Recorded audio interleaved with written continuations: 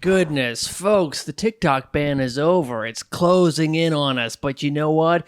You know what we got? We got ourselves some longer content for you. That's right, folks. Sure, we're going to chop it up into little bitty pieces, but this is a Skullet podcast, you guys, and I'm your Chinese spy. My name is Ronnie Fleming, and to my right, to your left, is none other than a guy you're going to want to steal his content. You're going to steal his IP address. Put your hands together, buddy, for TJ. Good intro. Thank you very much, man. Good to see you. How you doing? Likewise, man. Good to see you, bro. Thanks for coming out to Pittsburgh. How's your 2025 been so far? So far so good. This is my first weekend on the road in 2025. I had a long 2024 and then took a break at the end of the year to kind of regroup, write some new jokes, and now I'm back at work trying to figure it out again. Did you record something I recorded something January 4th, so just a couple weeks ago. So now it's in the hands of the editor, so we're gonna piece it together and hopefully we'll have something to look at in a month or so, and then we'll start the process of shopping it around. I'm very excited. All right, well, let's put a pin in that real quick. Folks, please rate, review, subscribe. Everyone that rates, reviews, and subscribes gets a free Skullet sticker and a personalized note from me. That's right, the Skullet master himself. TJ, did you have a good Christmas? I had a good Christmas. My girlfriend's family came over. Her people live in Pennsylvania. She's Indian, so she's first-generation immigrants.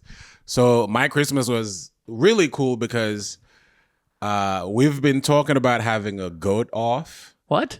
Goat off, which is I cook Haitian goat and her mom cooks Indian goat. Oh my gosh. And then we get to go head to head. And I'm happy to report I won the goat off. Really? Congratulations. I had no idea. Haitian goat has now been goated. We beat Indian goat. So that was very exciting. And just so people know, this isn't biased.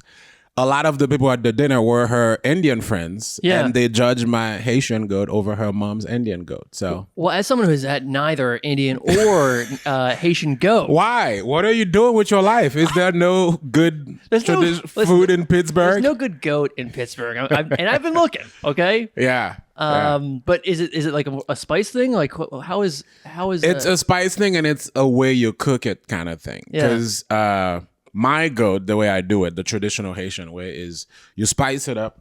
Whoops. Oh, what a professional, everybody. I know. And I just did this, so that doesn't happen, and then it still did. But I promise it won't happen again. So Haitian goat we have this concoction of spices that we make in Haiti, and we call it épice. That's the proper name of it. And then where you just make a paste of garlic and scallions and bell peppers and shallots, and then you put this beef cube called Maggi bouillon that you put in it, and then you blend the whole thing together, and then you marinate your goat in it for like at least 24 hours. 24, okay. And then after you have that, you braise it for a good 2 hours to make it as tender as possible in the spices, and then after that you deep fry it, and it is excellent. And her mom's just like, what did she put in the air fryer? Well, her mom made goat biryani. Do you know what that is? No. Damn. Are there Indian restaurants here in Pittsburgh? There are. Please, he's the foodie here. Yeah. There's one on the top of the hill. It's pretty good. Like, do you know biryani? Yeah. Yeah. You want to tell him what biryani is? Please educate me. Let me hear your German take on biryani. Well, I was going to ask him if he had any German Irish goat recipes for us, but it's just like rice and it's spice rice, and they cook the rice, I think, in a way that crisps it. So it's like you cover it and you cook it, and then the part of it is just like crisped on the pan. So it's like part of the rice is crispy, flavor all throughout because it's cooked. I think traditionally you completely wrap it and bury it and cook it that way, but I don't know if she did all that or just She did the dug it whole up in the classic backyard. biryani. It's a good dish because you can do it with different meats. You can do chicken biryani, you can do veggie biryani, you can do goat biryani, turkey, whatever you want. But she did the goat version. So in her defense, part of the reason my goat was better is because I mainly did goat, but she did goat biryani. So the problem is when you have goat biryani, the star of the meal is not necessarily the goat. People are sharing the stage, you know? Yeah, I understand. So I don't know. I don't think the goat was the headliner, but my headliner was the goat. Right. She's more of an ensemble piece. Yeah. So, but I still take the win. I still take it. Well, a win is a win. Well, I know Christmas is over, and you already won. You were the goat. This is goddamn adorable. Did you? But we got yourself a little something because we at Skullet Christmas last year round. So here I got you a little something for a little Christmas tree right here. Okay, I'm really hoping this is just me and you don't give a gift to every guest on the podcast. Sure. You can open it. Please open it right now. Oh, I gotta open it for the people to see. Okay. Please. I mean, it's very light, so Yeah. I don't know if that's a good or a bad thing. Well, it's a little Skullet ornament Oh wow! with the TJ.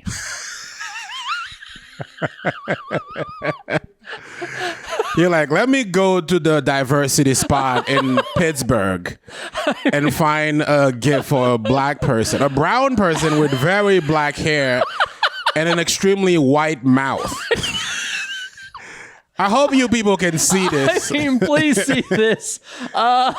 Tim can just give you a heads up. I mean, this is picture perfect. The guy who bought this must have gone online to find a headshot of me and be like, can we replicate this guy? All right, I mean, this is well done. We've got. I'm very impressed. This one's me over here, as you can see, the little Skullet.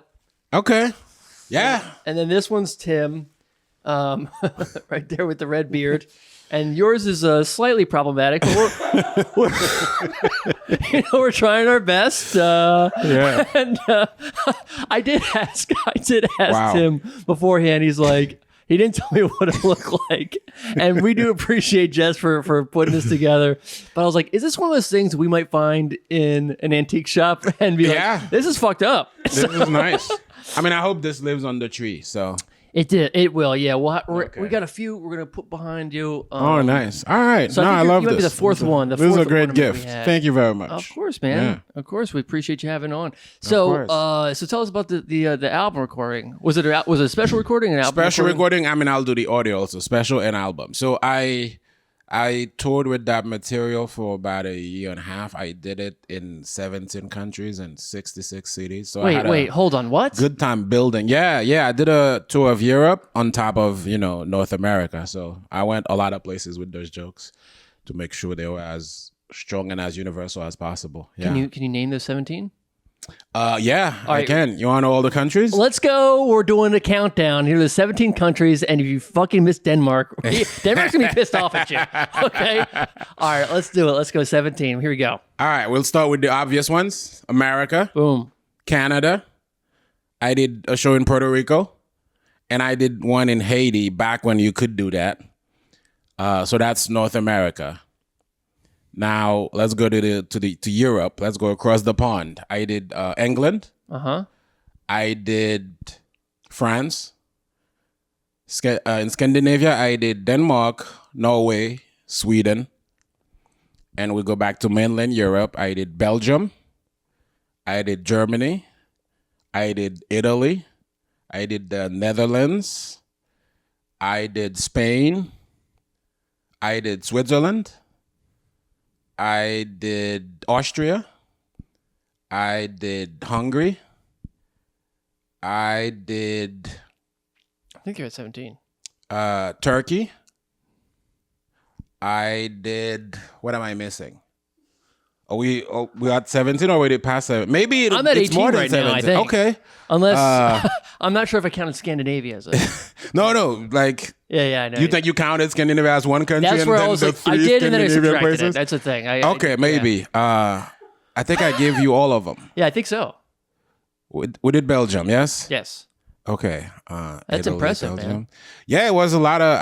I was on the road in Europe for a full month. That was the wild. longest I'd ever been on the road, just schlepping my whole luggage every 2 days. I would go to the country, do the shows. Luckily, Europe has great public transportation, so I didn't get too tired traveling because you just take a train and within 2-3 hours you're in a new country. You can rest up a little bit, walk around, and then you get ready to go to your show. I really had a good time. Did you go solo? Yeah, that was solo. Really? Mm-hmm. And how did you organize all that? Some of it I booked on my own, but I got in touch with this lovely woman named Beatrice who likes to produce shows in Europe for American comedians. So she has a good pulse on not only geographically how to build it so it's more efficient, but also the cities that are into English-speaking comedy. Not every city in Europe you can do English-speaking comedy, but a lot of cities, if you know how to do it right, you can find places where people are very into English stuff and they're very into American culture. So not everything will go over their heads, and people actually, in certain places in Italy, you can't really do comedy in English. So I did Milan. Milan was fine, but Italians and some of the Spanish, they just don't like to go out of their way to learn English. But most other Western European countries are happy to just do stuff in English. So that was kind of really cool. One of the coolest experiences that I've had was in Sweden, in Stockholm.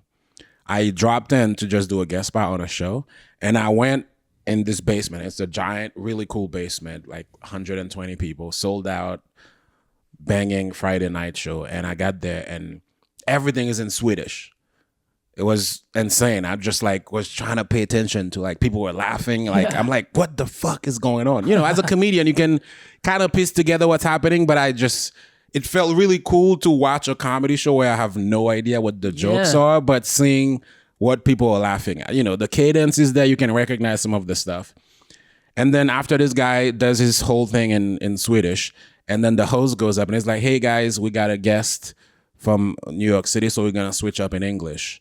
And then he brought me up, and then I started talking, and without missing a beat, the crowd just switched from Swedish to English, and I did great. And I was so amazed that people have the ability to do that. Yeah. That was unbelievable. That's wild, man. Yeah, that was really cool. Really cool to experience. When you were in France, did you do English or French? Because I know you I speak did French. some shows in French. Yeah. That was really interesting also. Just to see, like, it was a fun challenge. Because a lot of jokes can't translate, because certain jokes are very word-based, and because not only it's word-based, but it's also culture-based. So if that joke with those specific English words is funny in America, there's no way you can find a way to make it funny in French. So what I had to do was go through my set and find the jokes where the idea is funny and not necessarily the wording of it is funny. And those I can make work in French for a French crowd. So that was an interesting exercise. I really enjoyed doing it. And when you put out when you did the recording, did you still have those jokes? The ones, because you said how can I make this as universal as possible? Yeah. Did you still do the ones that were like, well, this, I know that maybe not play in France or whatever, but did you still do it like, well, I'm like, these are bulletproof? Yeah, I mostly put in the recording the ones that are universal. That was kind of what the European tour was supposed to give me, just this idea of, is this funny to anyone outside of America? Because, I live here. I get how Americans work, and I kind of know how to play to them. So I wanted to play to anyone that can understand English. So some of the stuff that I left on the floor was stuff that I knew was funny in America, but other people wouldn't get it. So I kind of tried to make it as universal as possible. Yeah. And when you did your special, did you do 2 nights? I did 1 night, 2 shows. Okay. Yeah. So that was really fun. The first one was good, but it was, it's the one where all the jitters and there's just the pressure of, like, I invested time and money and energy at this, so I hope it works. So there's just that edge. Yeah. And then the second one is the one where it's like, okay, I got one out of the way.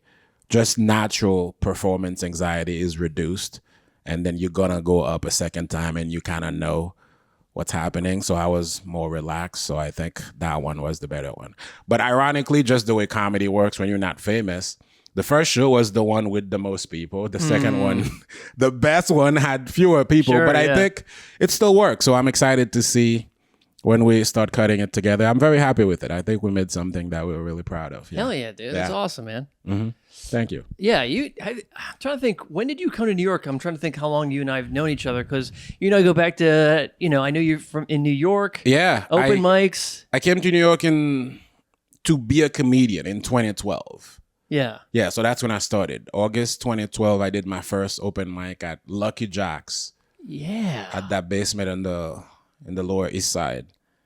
And I just started doing, do you remember Bad Slava, that website? Of course, yeah. Yeah, that's where I would find all the mics and go out there, and I had an open mic budget. That's how crazy I don't think that makes sense to other cities in the country where you just go and do open mics for free.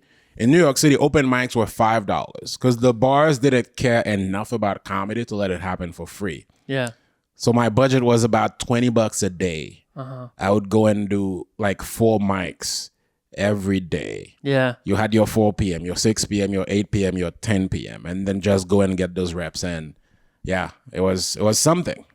What was the website you're talking about? Is that to find open mics in New York or something? Yeah, I wonder if it's across the country now, but it was in New York at the time. Bad Slava, it's a website where they list all the open mics based on the day of the week, so you know where you need to go as an amateur comedian. It was very useful. I think there was some guy. I think Slava was a guy. Yeah.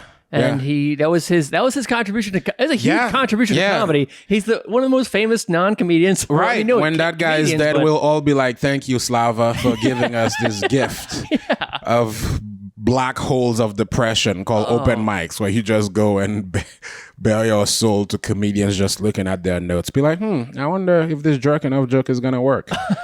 And you're like, "So my mom is dead." You're like, Jesus. That's a classic open mic opening joke, by the way. Well, who was the host of that? Also, I remember at some point, I feel like that Lucky Jack's like someone smashed someone through a window. Does this ring a bell to you at all? Yeah, there's been a lot of crazy stuff. My first open mic, the host was a Spanish guy named Luis Hector. I don't know if you remember him. Yes, I remember Luis Hector. Yes. He and his wife would show up. Yes. Louis It was a family ran open mic. I haven't seen him in forever, so I don't know what he's up to now. But yeah, that was a Tuesday at 8 p.m. at Lucky Jack's. I remember it. Yeah. Well, I remember seeing Luis Hector actually at a show. I'd only ever seen him at an open mic, and you see people at an open mic, you're just like, you just assume they're just this guy. They kind of become open mic characters. You're like, those are like, you remember Tino? Tino, yes, of course. Tino, speaking of the TikTok ban, Tino, a guy that he hosted a regular open mic almost every day, I think. Yep. And then don't see it, pandemic happens. I haven't thought of Tino Ramirez in a while. And then I see his asshole on TikTok. He's a famous homeless guy on TikTok. Yeah, what? I mean, it's such a weird way to become famous. Like, I would watch the videos and be like, I'm concerned for Tino. This doesn't seem healthy or good. I mean, I don't know if he's monetizing it. I don't know. I think he keeps getting banned, but he keeps coming back. Like he's speaking to something inside of us all. I don't know. We need this. He basically would show up and he's always wearing sweatpants, and the gag was always that his ass was showing. Yes, he's just half naked, and I mean, and it hurts because Tino's a grandfather. Oh no. He's got a kid who's got a kid, and this is what he's doing. And I was like, I don't know how I feel about this. I feel bad because that guy played an important role in all of our lives, New York City open micers, because he would run an open mic 5 days a week at this bar called Bar 82 in the East Village. And then you would just show up and he would put you on. And then now comedy is so tragic sometimes. Yeah. It sure is. But I mean, it is also nice. I mean, it's just fun sometimes. You're like, I know that guy. I've seen that ass before. Like, actually, speaking of which, this complete sidebar, I saw a guy on Jeopardy this week that you knew from open mics. No, I just knew him in New York. He used to come to my parties and pee on my floor, and now he's on Jeopardy. Hold on. No, you can't just run past that. Like, what kind of parties were you having? Were you having orgies? And why was this guy peeing on your floor? We used to, before I got into stand-up, and then while I was still coinciding doing it, we used to have just these huge parties in my apartment in Bed-Stuy, right?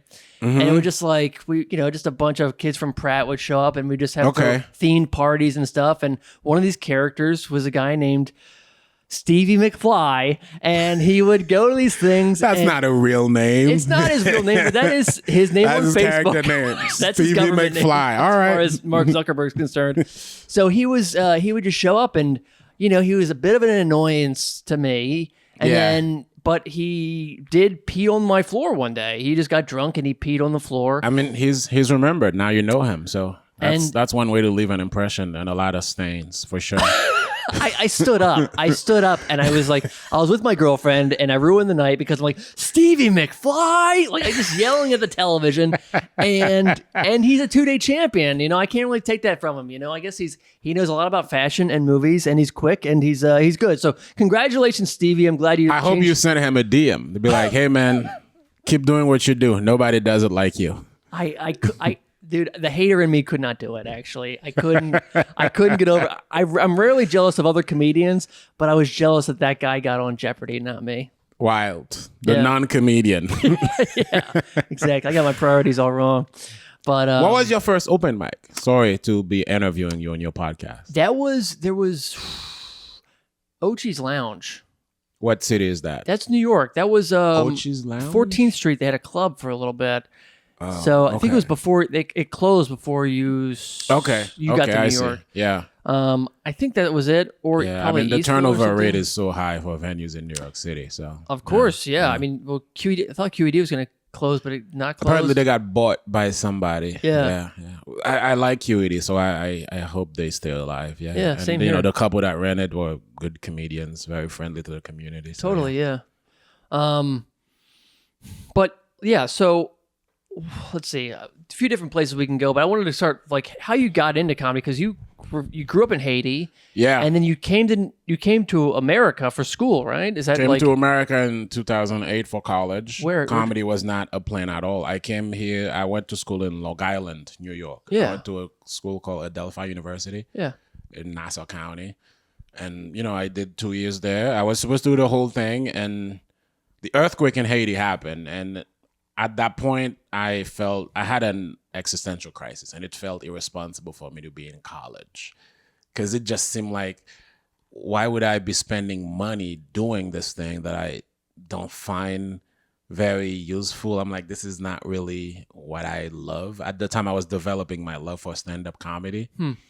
And I thought, man, life is just a little crazy. Why am I doing this thing just to make my parents happy that I get a degree? Because I don't care about it. So I thought, life isn't guaranteed. You know, it was just all the death and tragedy of the earthquake in my mind that made me think I should just do a thing that I like. Because that way, if I die, I'll know that I did something I enjoyed during my trip on this planet. Sorry, this is getting very deep and not podcasting anymore. I apologize. I think this is good though. Yeah, so I was like, I really literally got to a point where I thought, you know, I like comedy so much that I would be mad at myself if I died without doing comedy. Yeah. That was sort of where like I was, and I was like, then that's a very easy decision to make. I'm gonna do comedy. Yeah. What did you see like media you intook? I know you said you like Louis a lot. What did you see growing up where you're like, I just love stand up? Like what kind of is that catalyst that really sort of made you decide that? Growing up, I didn't know anything about stand-up. Stand-up wasn't really a thing that we watched in Haiti, just because, first of all, the language barrier, because stand-up is the ultimate American art form. And we had comedy in Haiti, but it wasn't stand-up. There was a lot of sketch stuff. There were a lot of Haitian comedians that were famous, but it wasn't for stand-up. So when I got here and trying to improve my English in America, I just, for whatever reason, I watched this odd combination of TV to improve my English. It was CNN, which kind of makes sense, the History Channel, and Comedy Central. That was the trio of things that taught me English in this country. And at that time, there were a lot of Comedy Central presents, the half hours. Yeah. And every night, 11 and 11:30, Jon Stewart, followed by Stephen Colbert. That was my diet to understand America and comedy and everything in it. And Jon Stewart basically taught me how to speak English, how America works, how to be funny and be honest. And that's where it started. So I had that. I was like, I like this. I want to be one of those guys.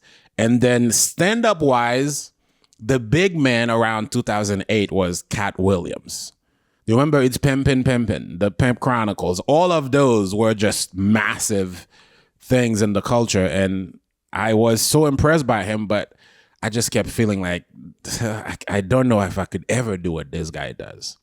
And then one night, I was trying to hook up with this girl in college. And I invited her to my dorm, and then I went on YouTube and played some Cat Williams for her. And then she enjoyed it. She was like, all right, this is cool, but I'll show you something that's even better. Oh. And then she put on George Carlin. And I was so into George Carlin, I forgot I was trying to have sex with this girl. None of that happened. I was like, I have found a thing that I like now. Who cares about pussy anymore? There's a dream here.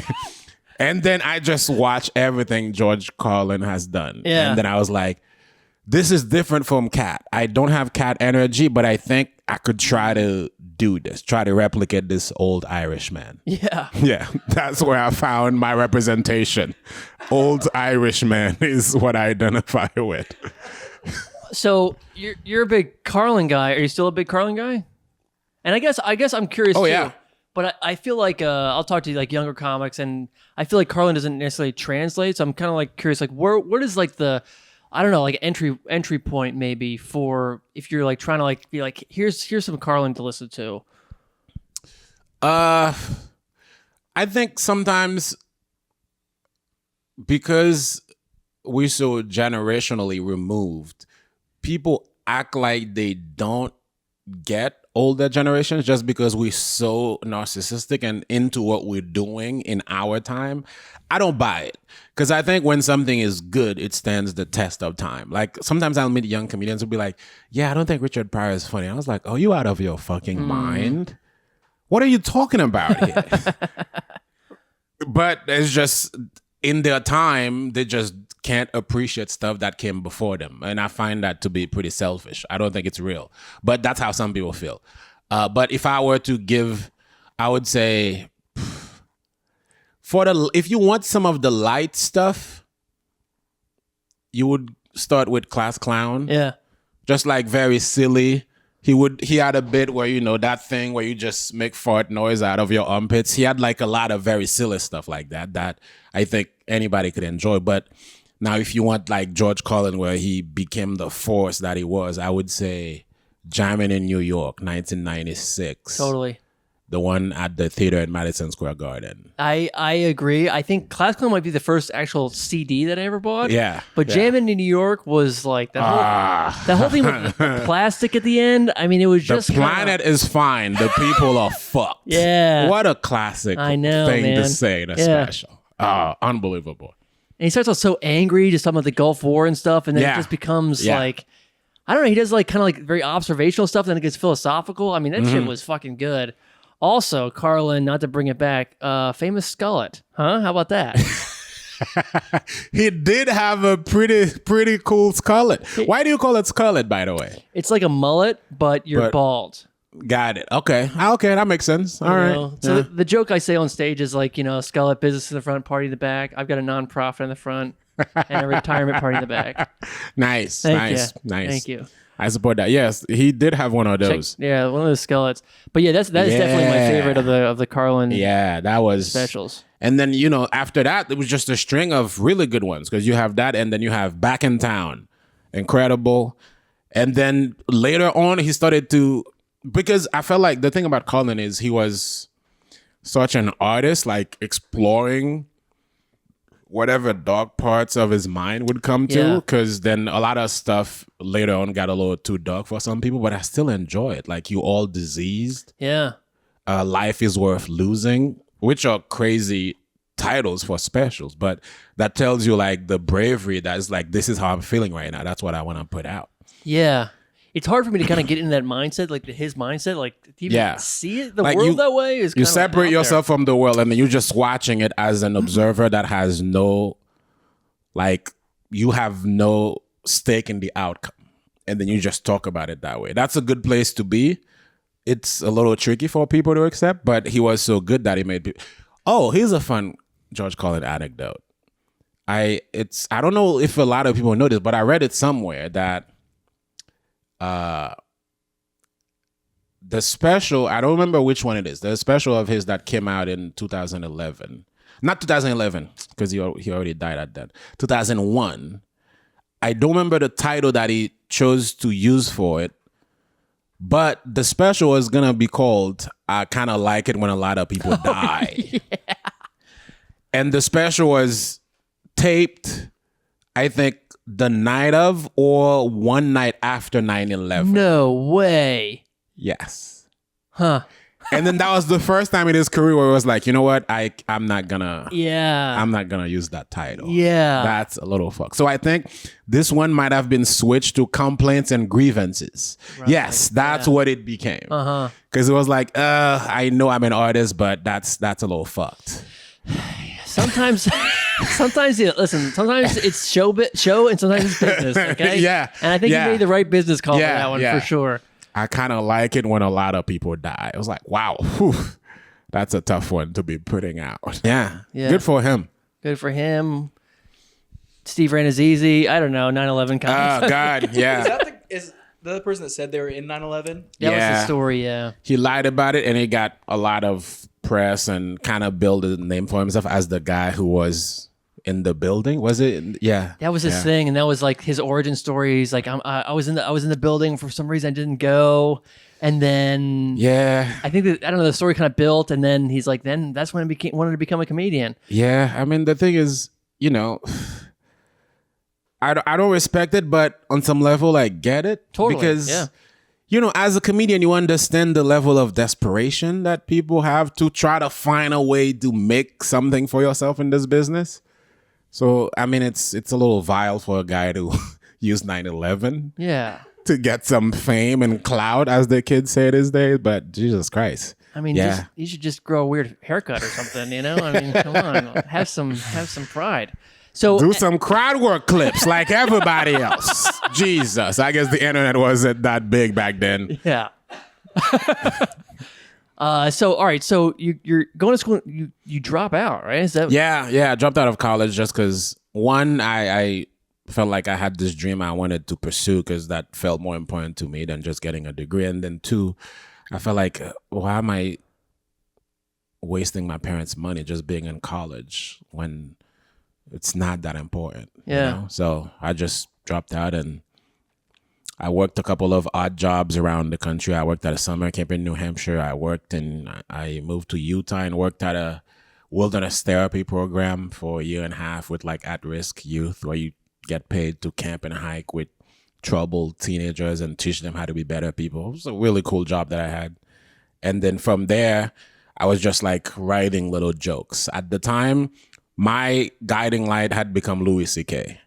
And I'm like, I really love what he does. And that was the inspiration at that time. So I would just write little jokes like that sounded like something that I thought Louis would find funny. Yeah. And I had a 5-minute set that I would practice in front of my mirror. And then I saved some money from Utah and I moved back to New York. And then I went to an open mic at Lucky Jack's and Hector Lewis was the host. Yeah. So that's how it began. Dude, it's incredible to have had that plan for that long of the summer to like then I'm gonna go. You know? Yeah. I don't think a lot of people do it. I think like that. I think they kind of just stumble in, but you came in completely like laser focused, it seemed. Yeah, just you see a thing you want, because I don't think people appreciate how difficult it is to find a thing in life that you like. Because a lot of people just do stuff because, you know, we all got to survive. So you got to find a job somehow to make money. And then if you get lucky enough to find something that you really enjoy, that's one, to be able to find something you enjoy. And then two, if you're lucky enough to find a thing you enjoy and that thing can help you make a living. Yeah. I mean, you win the lottery if that happens. It's so fucking cool. Yeah. Also, sidebar. Look, I did a little research on you, bro. I just read your New York Times. The Skullet does research here. All right. Never mind. Actually, pretend they didn't do that. It's gonna totally ruin my rep. But I read you wrote in the New York Times, right? You were in the New York Times. I did write an article in the New York Times, and it's part of it was,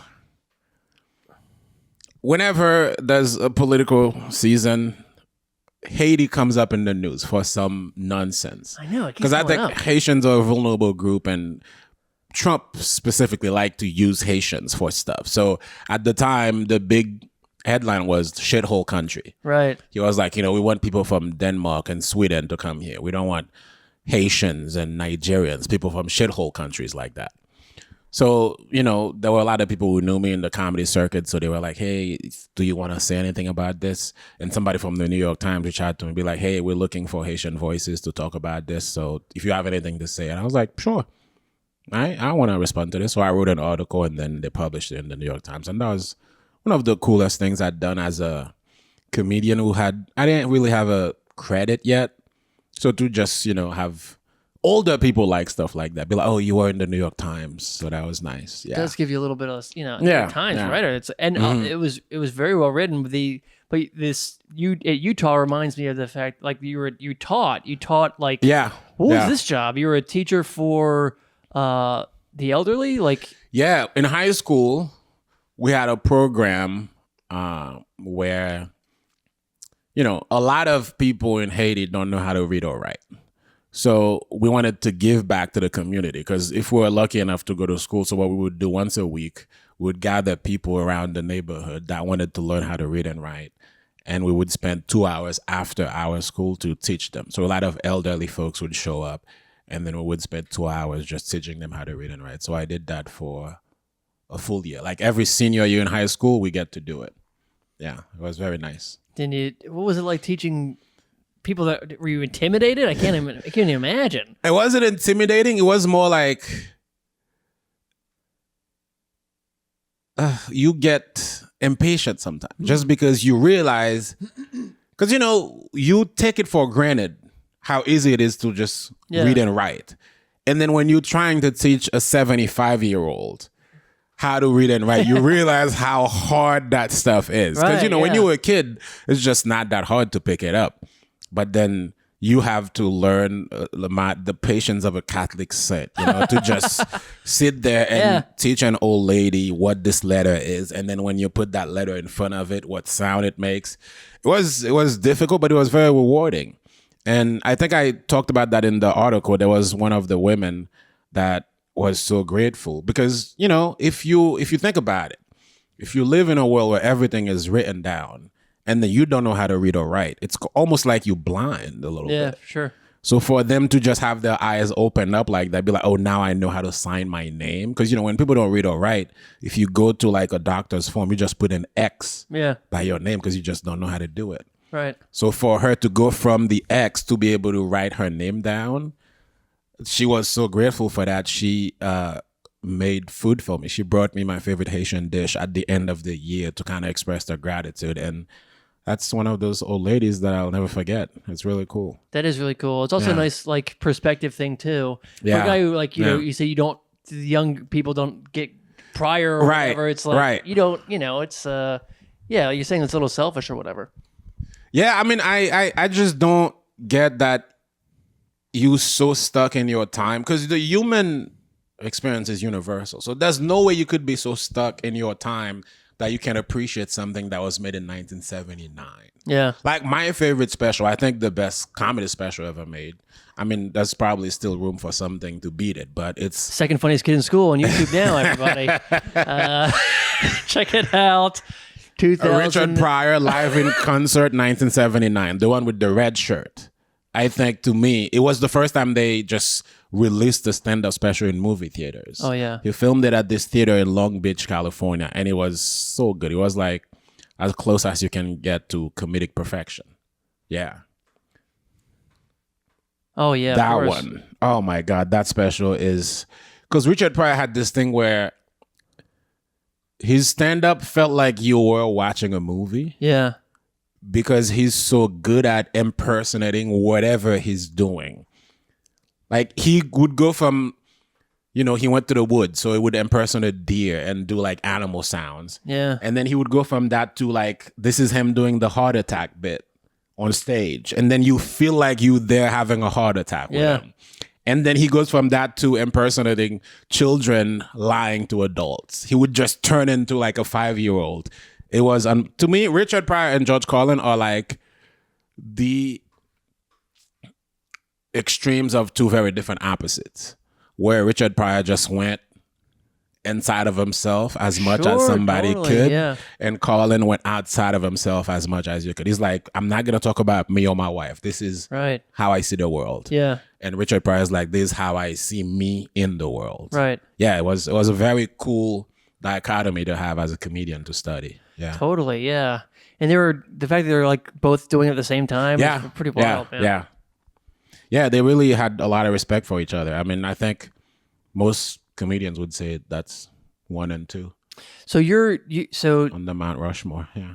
you are at the Cellar right now. I mean, you're working with some of the best, man. Yeah. It's a very lucky thing to have, just to get past and be allowed to sit at that table. It's a nice milestone.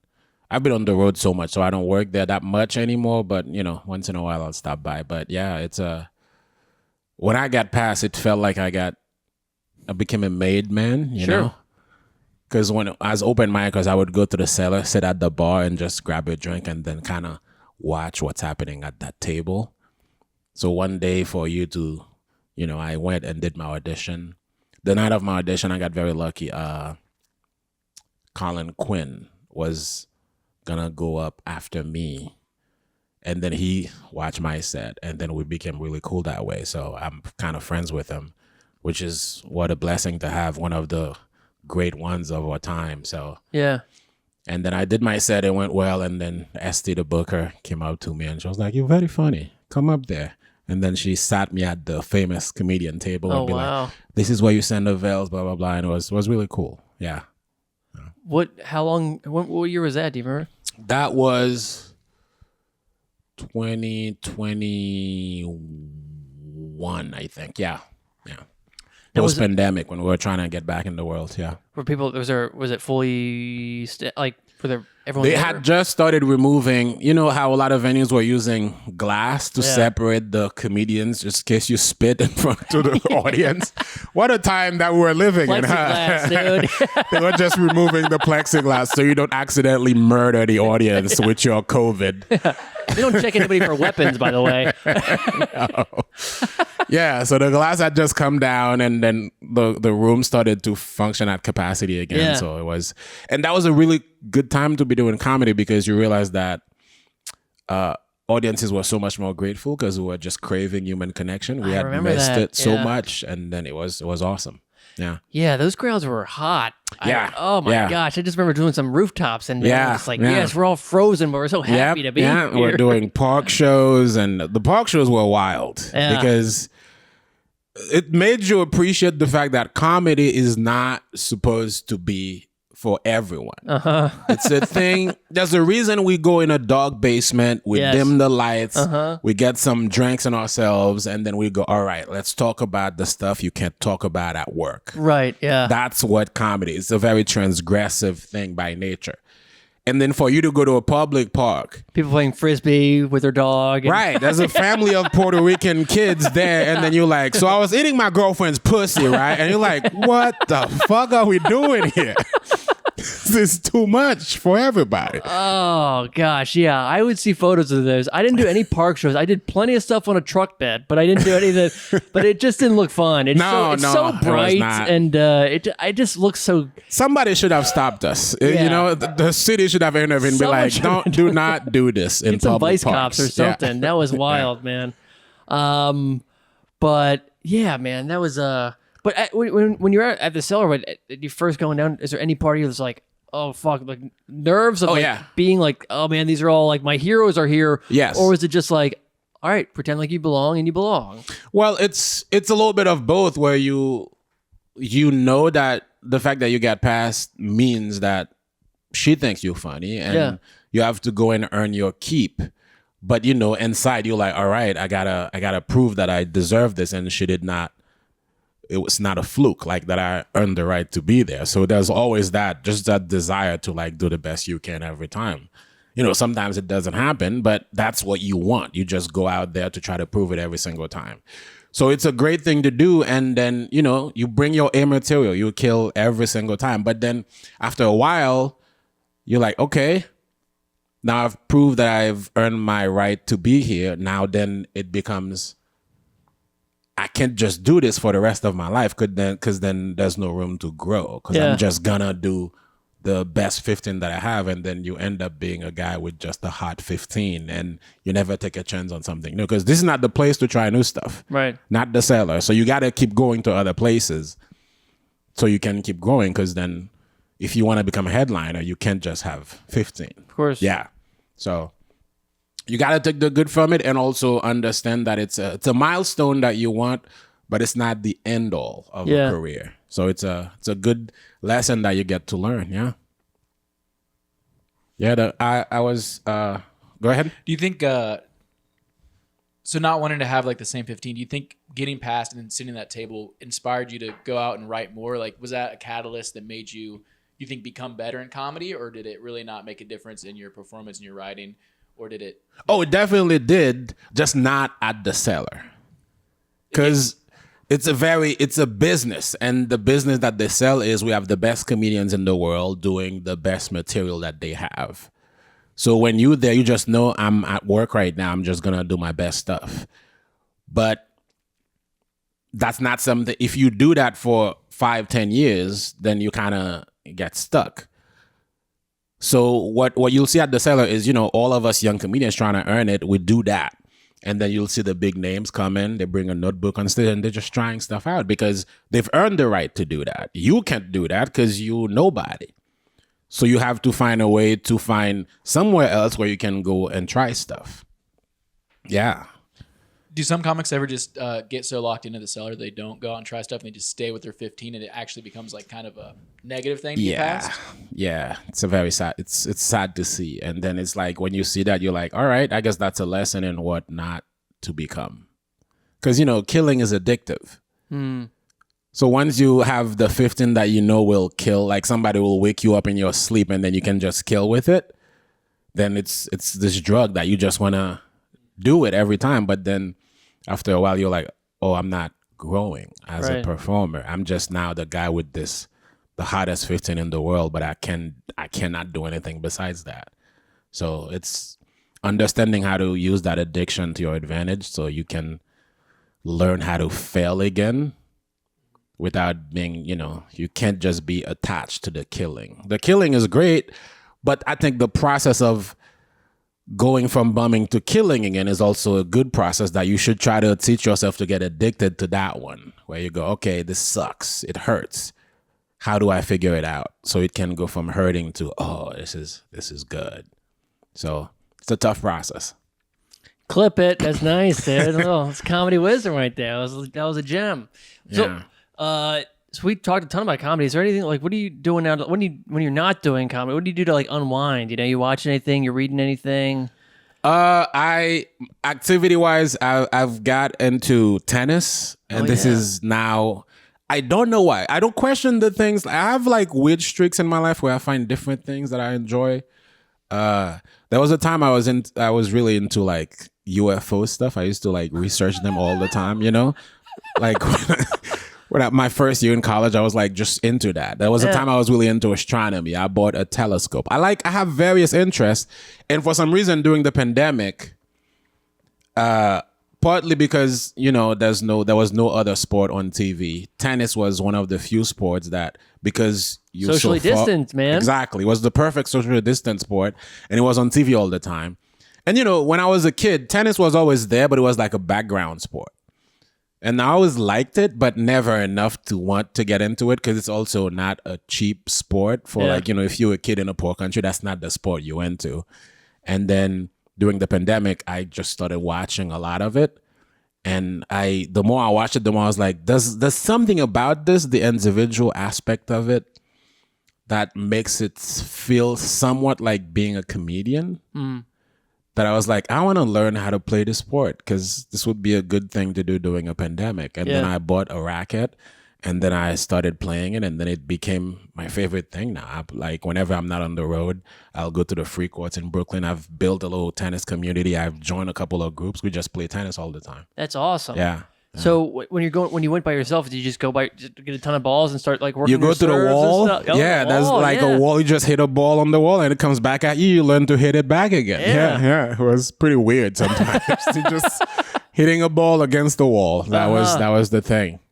Yeah. Last night we went and got dinner with some of the comics from the show, and tennis was on at the bar, and he was like watching it. He's turned around watching it. And I'm like, is the conversation so boring that TJ just wants to like pretend like he likes tennis? And then, oh my God. This had nothing to do. You guys were probably dropping gems, and I was just missing it because the Australian Open was on, and I was like, I didn't see Australian Open what's was happening. on. Okay. Yeah. I felt good though, because we got the checks, and then I'm like, all right, he's gonna want to bounce because he's hating this conversation. He's like, can we wait till this is over? And I was like, oh, he actually is here. Oh, for he's really invested. I love it. I love it. It's a really cool sport.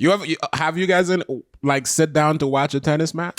I have, man. I remember like watching like Agassi's last game, which was like a big thing with my dad. You know, I like some tennis for sure. Yeah, it's something about it. Feels like there's a cinematic aspect to it. Yeah, and it feels like a release of tension in the same way a joke is, because when people because it's not a sport for everyone, because the scoring system is weird. Yeah. You do 15, 30, 40, and then game, and then deuce. It's a lot of, like, the sport of the world is soccer for a reason. Yeah. It's beautiful and it's simple. But something about, here's the analogy. I don't think that really works, but I've been trying to make that happen. Music is soccer in terms of show business. If you're trying to take show business to make it like a sport, the music is the universal language. To me, that's what soccer is. Okay. Football, as we, the rest of the world, call it. Don't look at me. All right. You goddamn American. Irish Germans, come on. All right. Okay. So music is football, right? Yeah. And I think tennis is kind of like stand-up comedy, meaning that it's not for everyone. But once you understand the rules of it, it becomes fascinating. And then you, like, if you start, when you serve a point, you're playing a point against somebody else, and then you serve. So this is a premise, and you set it up, and then you build tension. You go back and forth with the guy, and then you're trying to work it out to find where that release of tension is. And the crowd is following it, just seeing what's going to happen. And then somebody wins the point or makes a mistake, and then that's the release. That's like a punchline, and then there's laughter. I find there's a similarity there between the two of them. Does that make sense? Probably not. But, it's just something in my mind that I've been trying to work out. I believe it, though. I mean, there's like some zen in the art of tennis, I think. Yeah, it's the presence of mind of you to just be like, okay, I'm here. I got to be present because there's a ball coming back and forth. Oh, yeah. I got to be there all the time. Right. You don't get to rest because you're playing with a team where someone else is playing right now. I'm just like seeing what they're doing. It's like, no, it's you. Yeah. You got to be there. You got to be present. And there's some people that are like, more performers. Some people are very mechanical. Correct. There's different Correct. kind of There's a lot of aspects of it that makes it feel to me like comedy, like some people are very physical, right? Yeah. They're like trapped. You got your one-liner guys, and then you got the big act-out guys, and then you got the guys who just gonna grind it down, and you got your hacky guys who just does the stuff that everybody likes, but it's not particularly artsy. And then you got people like a Roger Federer does it in a very beautiful way. Right. And then you got people that are just muscles. They just muscle the ball at you, and then you got to take it. Yeah. All right. Tim, you had something? Oh, it's stupid. I was going to say, they're like heckling's a thing in tennis too. Because you have to be quiet during tennis. Soccer, you're cheering, yelling and stuff. But correct. There are hecklers in tennis, and they do get reprimanded. Correct. Also, and that's the thing that's also an aspect of it that's comedy like, where you got to be quiet until there's a release. Then the point is over, somebody wins the point, then you get to erupt in joy and laughter. Was there Ben Stiller heckled a tennis match? Was that a video? And then he got reprimanded by the... He interrupted this Australian guy named Nick Kyrgios in Indian Wells in California. And the guy was like, hey, man, do I go to a movie set and tell you how to do your job? Do you know how to play tennis? He's like, then don't tell me how to play. Yeah. Who was that guy back in? It was the '80s that got really upset all the time. He's a like a speaker now. Like classic John McEnroe. John McEnroe. Was he the Sam Kinison? You cannot be serious. He's the Sam Kinison, right? Yeah, he was exactly. Angry guy who smashes rackets. Exactly. Yeah, he's great. I love John McEnroe. Oh, yeah, it's a beautiful sport. But again, the most important thing for me is that it's not for everyone, because you got to learn the rules to really appreciate it. So if you don't know the rules, it's not going to mean much to you. That's how I feel about comedy. Yeah. Where like people have to know what it is, because sometimes And that's where we are now in the world of social media, where comedy is just being pushed out to people that, sadly, there's some people in the world who don't have a sense of humor. Totally. So if you don't have a sense of humor and then somehow in your Instagram, some clip pops up and then some guy is making fun of pedophilia. Right. And then you're like, what is this? It's like, oh, this wasn't meant for you. Yeah. You're supposed to be into this. You're supposed to be in the room where this happens.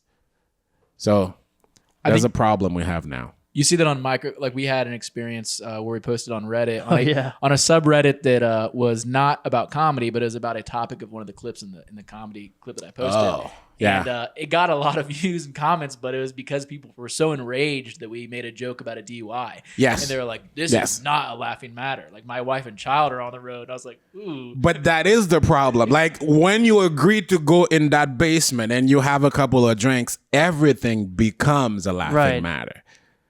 So if I went to your office and started doing pedophilia jokes, then that's a problem. I should not be there. But if you enter the social contract, it's like, we're going to be in this room to do this. And it's great. But the problem is now we clip the thing that happens in that room and then some guy in his office is seeing it. It's like, well, that's not, there's two worlds colliding here. This is not supposed to be that way. Well, you were talking about, we're just talking about the Reddit thing, but you said, you told us recently that you had one of your clips was on World Star, right? Yeah. Yeah, I did a Don't Tell that did really good and I really enjoyed it. People reacted well to it. And then out of nowhere, somebody sent it to me, be like, hey man, you on World Star Hip Hop. And I was Holy like, shit. what? Yeah. So I went and then I found that someone, I don't know how they did this. They took the whole clip from Don't Tell on YouTube and put it on World Star, and it did pretty well there. So that was like a weird claim to fame that I was like, oh, I guess I have Don't Tell on World Star as a credit now. This is weird. Have you ever been brought up with that? You've seen him on World Star Hip Hop. That'd be incredible, dude. There's a very specific group of people that would be like, whoa, what a cool credit. I don't think those people are everywhere. So, yeah. But yeah, your Don't Tell set did great, man. And I was very proud of that. I recorded it after I came back from my month-long trip in Europe. Dude, okay. Yeah, so I came back in October from Turkey. That was the last part of the trip, and then so you're probably feeling super sharp at this point. Yeah, feeling sharp and refreshed and feeling like, okay, I did this shows in Europe, so now it's back to American Soul where I know people will appreciate them. And then I went to record that set, and comedy is so weird. I wasn't feeling great about the set because the day of it, I don't know, I ate something that kind of made my stomach upset. So I got on stage, and this is not in the clip, but my first riff was like, look, guys, I feel like I'm going to have diarrhea in my near future. Oh, no. So let's just hope the set goes without any incident. So that was the riff. It was your girlfriend's lamb. Yeah, so I did this, and I wasn't at my best, but you're a professional. You go and did your thing, and luckily for me, it did well enough that it helped me quite a bit. I got a decent amount of followers from it, and it helped me because I had booked a tour before even that set got filmed. Oh man. And just on faith, hoping I would find a way to make it work, and that set really helped me get a little bit of a boost, so that was nice. I was curious, so the boost you got, was it how much was it, like how steep was it? How quick? Was it over time? It was like, okay, 200 here, 200 here, or is it like, oh shit, I just got like 3,000 followers overnight or something? For the first 3 weeks of it, it got very steep because so the set was released in December of last year, December 2023. Okay. And I think for 3 full weeks after that first clip that went viral, I think it's at now 3.9 million views on Instagram. Like, I would wake up every day and my phone would just be blowing up. So I would get like 100 plus followers like per hour. That's awesome. So I went from like 7K to 30 something K within like a month. And then it kept growing. And then, like anything on the internet, it eventually dies down, and then it kind of became slow and steady. But it's a weird feeling because it feels like you're watching yourself become quote unquote valuable. And then it's like, oh, okay, this is very strange. And then people would reach out to me out of nowhere, be like, oh, but so there was a lot of that. It feels like you sort of becoming a commodity. So you're learning to appreciate it and taking it in, but it's very strange. And it's the thing about it that's weird is like that's what you after because it helps your career, but it's also weird. Yeah. So I enjoyed it. I let it happen, and then I tried to use it to my advantage. But then you also got to understand that this is a moment. You're catching a moment on the internet because it's not gonna last forever. So just enjoy it, and then understand that you gotta keep going back to work and doing your thing. So it's feel weird. Like when it was happening, I got recognized at an airport.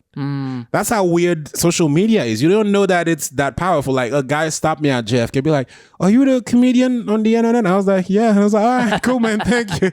I just left the bathroom, and this guy was like, "What's going on here?" So He didn't even recognize he wasn't looking at your face. So that World Star video. nice. Did you notice from your set, you just came back from Europe and we were talking about how that's kind of how you find out, last night we were talking, the road makes you find universal stuff. You go international, that's even more universal. Yes. How much different was your set before you went to Europe and then when you filmed the Don't Tell? Did it change a lot or is it pretty much how it was written before you even went to Europe?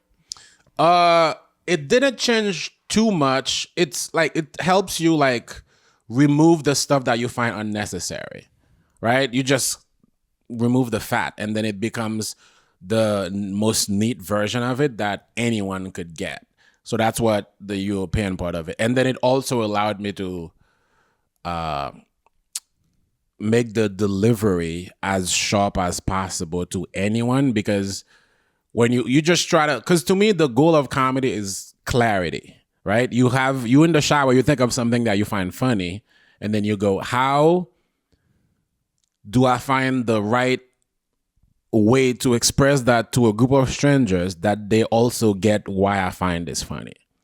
And then that's where the work is. It's like, there's the writing of the jokes, but I don't like to sit down and write jokes because I think comedy is a spoken word form. It's an art form that's spoken. So it's got to come from the way you talk to your friends so that you find the right way so that those strangers at that show, they kind of become your friends for the time you're on stage and you're just expressing the idea to them. So what's the clearest way for me to express that? And I think traveling Europe and performing in front of people that don't speak English as a first language allowed me to hone in on what's the most simple way I can express this in English to people, even if they don't speak English as their first language. So that's the part of it that helped, just finding the best version of making this idea funny to them. Yeah.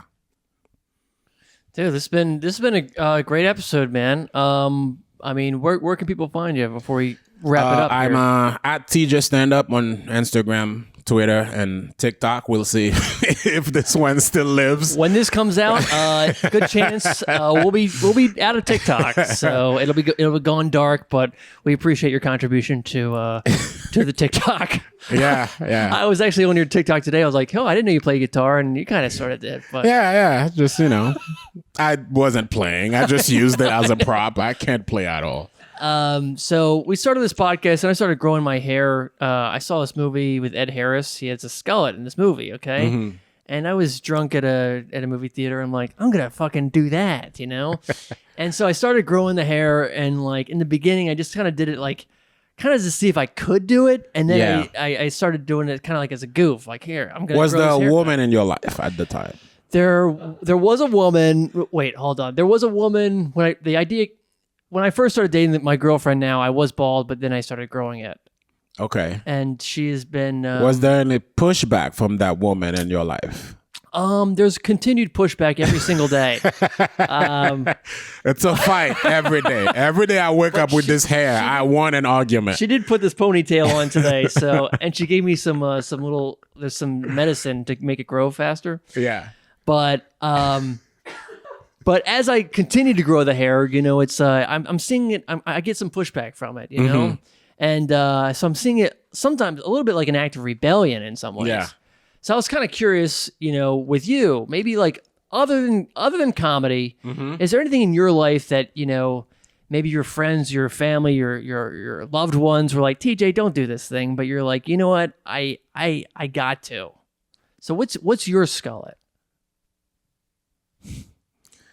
Yeah, he told me this last night, not to reveal podcast secrets. And I was like, oh, that's a good thing. And then I thought about it, and I still don't have one. But, do I do something that piss people off and I keep doing it? You know what? Actually, there's a slight one. And I'm trying to be better at this. But my skullet would be, my girlfriend is she went to Cornell, so she's an Ivy League person, has a lot of friends like that they're very, liberal, very, the type, the New York. Of course. And sometimes at dinner parties with them, I will ruin the vibe by saying by just having my immigrant opinions. I kind of like to argue too much with people sometimes, so I'll just say stuff that, the average person would agree with, but because of who they are, just like super educated liberal people, they're like, we don't say those things. And I'll just have unnecessary fights. And then I was like, oh God, I'm gonna have an argument with my girl later. So, but I'm trying to I feel like I like to argue too much sometimes with people. Sometimes you're like, just let it go. Do you have any? It's not worth it. Do you have any examples of something that maybe you said at a party that? Yeah.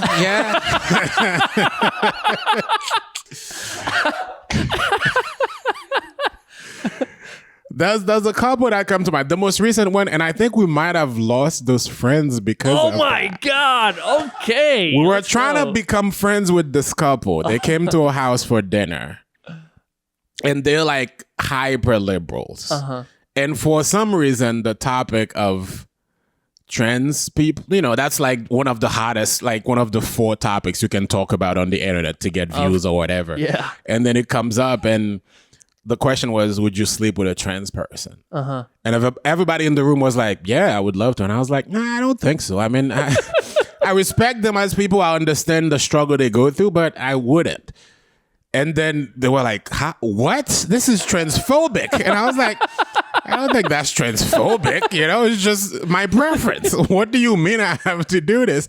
And she goes, well, how would you feel if somebody said they don't want to sleep with black people? Then they try to use my race against me in this argument. But to me, that was like the easiest dunk of all time. It was like, I don't give a shit if somebody doesn't sleep with black people. You don't owe me the right. Like, that's not what Martin Luther King fought for. So white women can let me sit on their face. What are we talking about? This is not a civil right, Like, you choose to fuck people if you want to. You don't owe them that right. So I was like, that's an easy one for me to win. But we haven't since those people since. So I mean, I just love the fact that everyone around the room is like, I would sleep with the. It's like, what kind of parties are you throwing, I could have easily just be like, let's just go along with them. So this doesn't become a thing. I was like, I don't want to do it. Yeah. I don't want to do it. Yeah. I mean, I kind of feel like your hand was forced there. I mean, not to say it, one way or the other, but it seems like a thing that, Yeah. Would you do it? No, let's. Tune in next time to this thrilling conclusion. Will Ronnie sleep with a trans person? Depends on whether or not they like the skullet. Really, it all depends on that. But bro, you've been a great guest, man. We do appreciate Thanks for having me, man. Yeah, I'm excited to do Tonight Show. You come into that one? No, I mean. Oh yeah, you joined back. So, right. Okay. But I've heard you killed last night. Yeah, we had a good time. So excited to do another one in Pittsburgh. Yeah. Absolutely, man. We'll see you. Yeah, I'll see you. Hopefully, see you soon. Yeah, definitely. I enjoyed it. So hopefully, I'll come back and we can do a bigger venue and do something nice again. Fuck yeah, man. Well, this has been the Skullet Podcast. Remember, rate, review, subscribe, and remember, you guys, not all growth is good. Just keep it in the back of your head.